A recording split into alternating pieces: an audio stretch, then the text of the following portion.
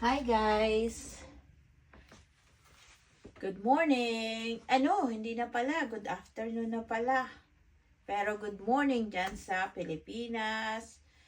Sa iba't ibang panig ng mundo. Hello sa inyong lahat. Bago ang lahat, pa-share naman po ng aking video. Pa-like, pa-follow, and subscribe sa aking YouTube channel to. Kasi upload ko rin ito sa YouTube. So, at ito, ako nga pala ay off day ngayon kasi kagaya nga ng sinabi ko kahapon ay holiday, long weekend. Victoria Day kahapon, Monday. Ngayon ay Tuesday. Time check, 3:04 p.m. At malamig pa rin, kaya naka-jacket pa rin ako ngayon. Plus 15 ang weather at windy sa labas. At malamig dito sa loob ng bahay dahil wala na po kaming heater. Dahil supposed to be, hindi na talaga dapat mag-heater kasi May 20 na ngayon. So, dapat talaga ay spring. Pero malamig, kaya eto, tiis-tiis. At ano ba ang aking gagawin ngayon? Gagawa po ako ng suman sa kamoting kahoy. Meron akong biniling grated cassava. Ayan, grated cassava. Ganito na nabibili, kamoting kahoy. Yung grated na siya, para hindi na ako mahirapan mag-grate. So, bumili na ako ng dalawa. Yan. So, gagawa tayo ng suman, kamoting kahoy, at saka yung, yun lang. Ito, meron akong dahon. Yan, dahon ng saging. At ang mahal ng pagkabili ko, $5 and 54 cents yata. At ilang piraso lang. So, pagkasyahin natin. First time ko nga palang gumawa ng suman kamoting kahoy. Sumang kamoting kahoy. First time kong gumawa. Kasi, di naman ako gumagawa dito sa Pilipinas. Nung nandoon ako, ang nanay ko magaling magluto ng mga kakanin. Pero hindi ko yun namana. Kaya ito, nandito kami sa malayong lugar sa Canada. Pag gusto namin kumain ng mga Pinoy kakanin, ay ayan, magluto tayo. May nabibili naman talaga dito. Pero syempre, mas achieve at mas maganda yung sariling gawa natin. Ayan, so itry natin. At masarap daw ang sumang balinghoy kapag merong, ayan, ito, shredded yang coconut or buko, yung ginagamit sa buko salad.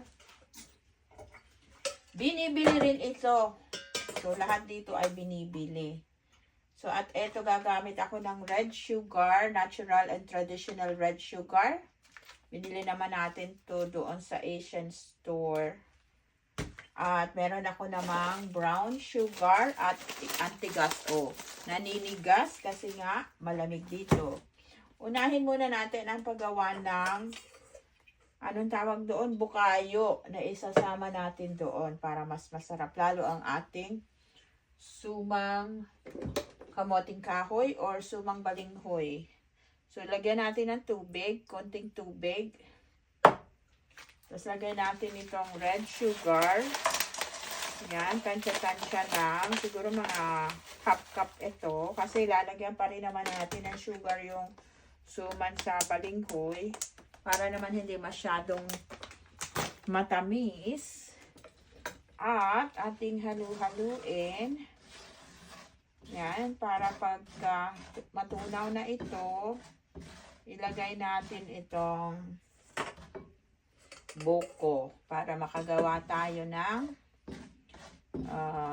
bukayo. See? May double purpose. Suman sa kamoting kahoy At bukayo na rin. So, yan. Ito lang ang aming pinagkakaabalahan dito. Magluto ng Pinoy delicacies or Pinoy foods. Kasi nga, well, dito kasi sa amin, trabaho, bahay, trabaho lang. Kung sa paminsan-minsan lang naman kami lumabas at yung syempre paminsan-minsan magbakasyon, hinain natin yung apoy. Medyo lumalakas na oh. So, baka naman pumait. Masarap siguro. May twist. Lagyan ko ng twist, okay? Lagyan natin ng vanilla. Where's my vanilla? Lagyan natin ng vanilla. Ang ating bukayo para masarap. Iba itong aking, kanya-kanya tayo ng version ng ating suman. Yan. So, let's make a difference. So, ayan. Ibang twist. Lagyan natin ng twist ang ating sumang balinghoy or suman sa kamuting kahoy. Ayan. Dahil umuusok, lagyan natin ng yan. Isa natin yung ilaw para yan, umuusok siya. Mahina naman yung aking fire, yung apoy. Yan. Tinutunaw ko lang itong sugar. Ang bango. Kasi nilagyan natin ng twist. Nilagyan natin ng vanilla flavor. Yan. At ngayon, tunaw na. Ilagay na natin itong buko. Yan. Haluin lang natin ang haluin. Yan. Hanggang siya ay mag-caramelize. Yan. Red sugar to pero bakit nag-dark siya yung color niya? Tikman ko kaya. Para mapait.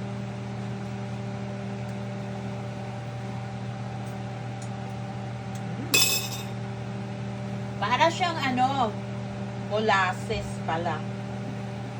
Parang molasses. Haluin lang natin ang haluin to hanggang sa mag-caramelize na siya.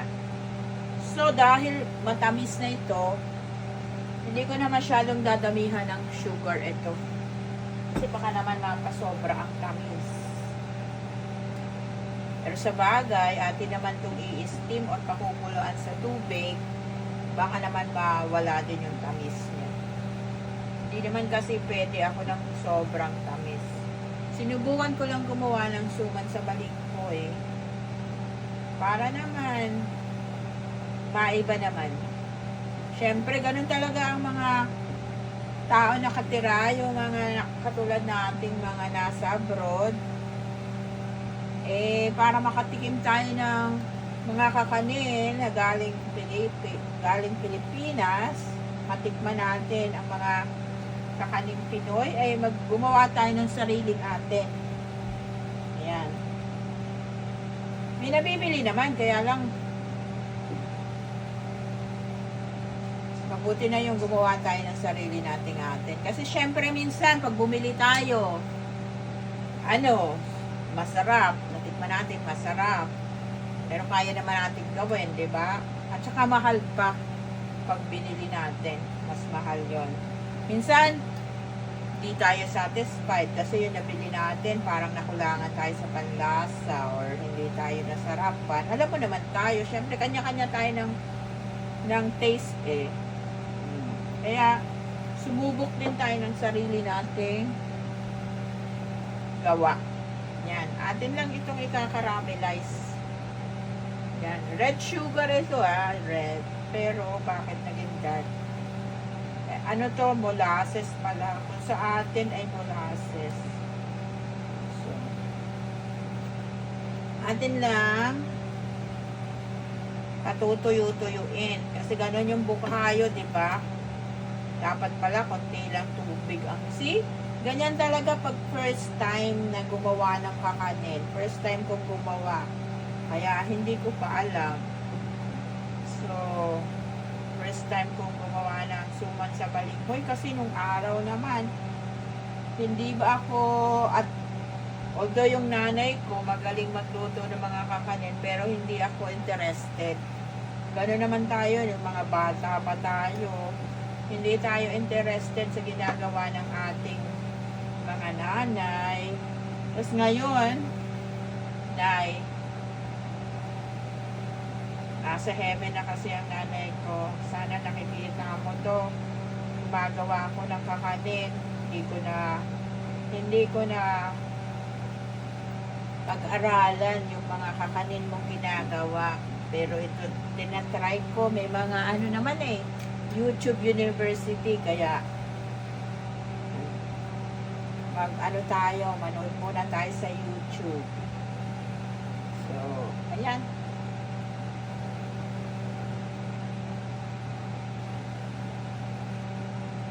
Gumawa muna tayo ng, tawag dito?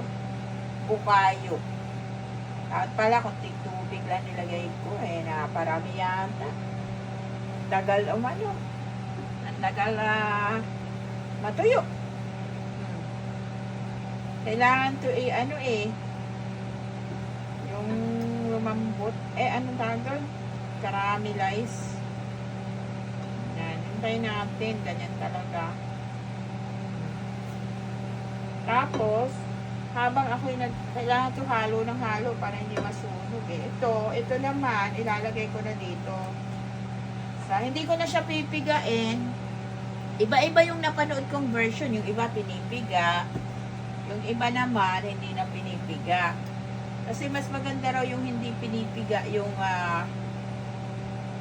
kamoting kahoy. Kasi para daw may moist pag iyon ang nilaga at saka hindi siya matigas pag kinain mo. Kasi pag daw piniga mo ito, di syempre mawawala yung katas niya, maninigas.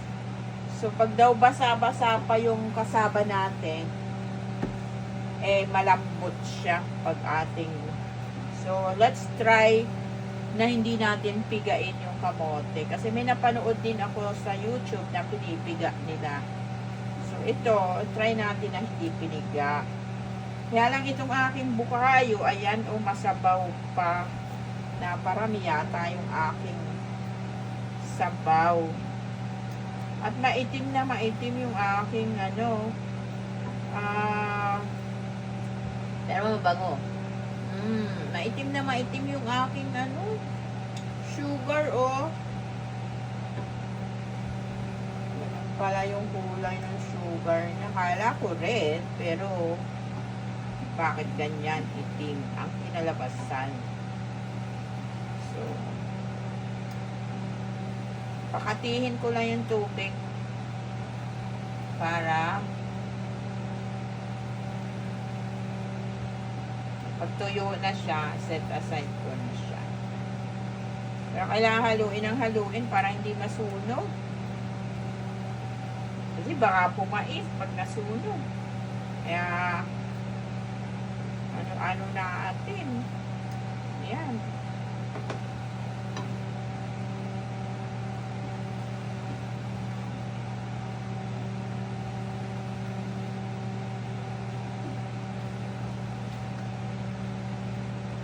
Parang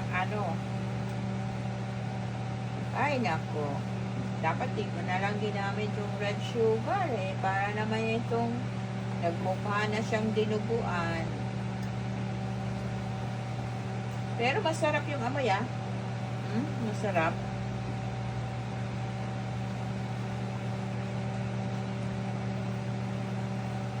Yan, balikan ko kayo pag tapos na ito.